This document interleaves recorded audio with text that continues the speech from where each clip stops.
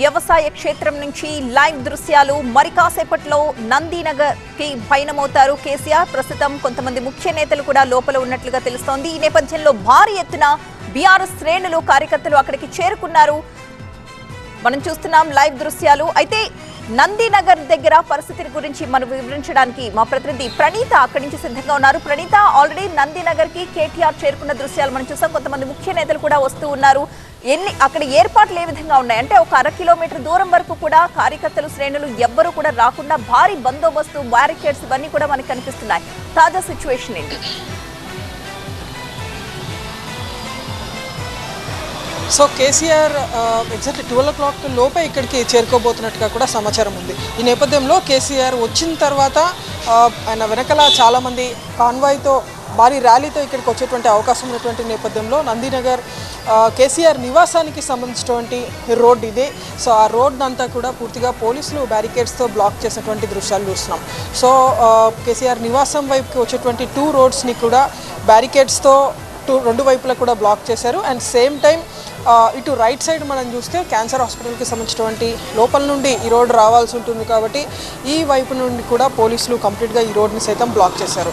ఎందుకంటే కేసీఆర్ విచారణ రాక సందర్భంగా ఆల్రెడీ భారీ నిరసనలకి బీఆర్ఎస్ పార్టీ పిలుపునిచ్చేటువంటి నేపథ్యంలో పెద్ద ఎత్తున కూడా కార్యకర్తల గ్యాదరింగ్ ఇక్కడ ఉంటుంది అనేటువంటి సమాచారంతోనే పోలీసులు ఈ స్థాయిలో బందోబస్తును ఏర్పాటు చేశారు. అండ్ ఇది రైట్ సైడ్ ఉన్నటువంటి పరిస్థితి. ఒకసారి లెఫ్ట్ సైడ్ ఉన్నటువంటి సిచ్యువేషన్ చూస్తే కంప్లీట్గా మెయిన్ రోడ్ ఏదైతే ఉందో ఆ మెయిన్ రోడ్డు నుండి కేసీఆర్ నివాసానికి వచ్చేటువంటి రోడ్ అంటే అది క్యాన్సర్ హాస్పిటల్కి సంబంధించినటువంటి రోడ్ మెయిన్ ఎంట్రన్స్ మనం ఇక్కడ చూడొచ్చు.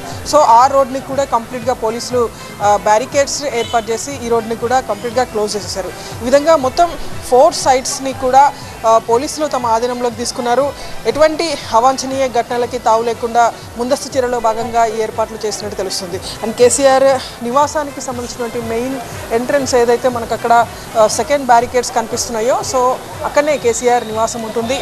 సో ఆ నివాసం పరిసరాల్లో కూడా కంప్లీట్గా పోలీసులు ఎవరిని కూడా అటువైపు రానివ్వటం లేదు. అండ్ లోపలికి వెళ్ళినటువంటి బీఆర్ఎస్ ముఖ్య నేతలు అటు కేటీఆర్తో పాటు హరీష్, ఎర్రబెల్లి దయాకర్ అండ్ ఆర్ఎస్ ప్రవీణ్ కుమార్ ఈ 4 నేతలు మాత్రమే ప్రజెంట్ నందినగర్ కేసీఆర్ నివాసంలో ఉన్నారు.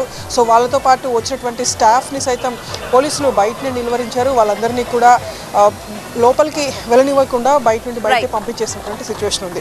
సో దీంతో కేసీఆర్ రాక సందర్భంగా ఒక భారీ ఎత్తున పోలీసు బలగాలు అయితే ఇక్కడ మోరించి ఉన్నాయి. మొత్తం అన్ని జోన్స్లో ఉన్నటువంటి ఏసీపీలు, అడిషనల్ డీసీపీలు సైతం ఇప్పటికే ఇక్కడికి చేరుకొని బందోబస్తు ఏర్పాట్లను కూడా పర్యవేక్షిస్తున్నారు.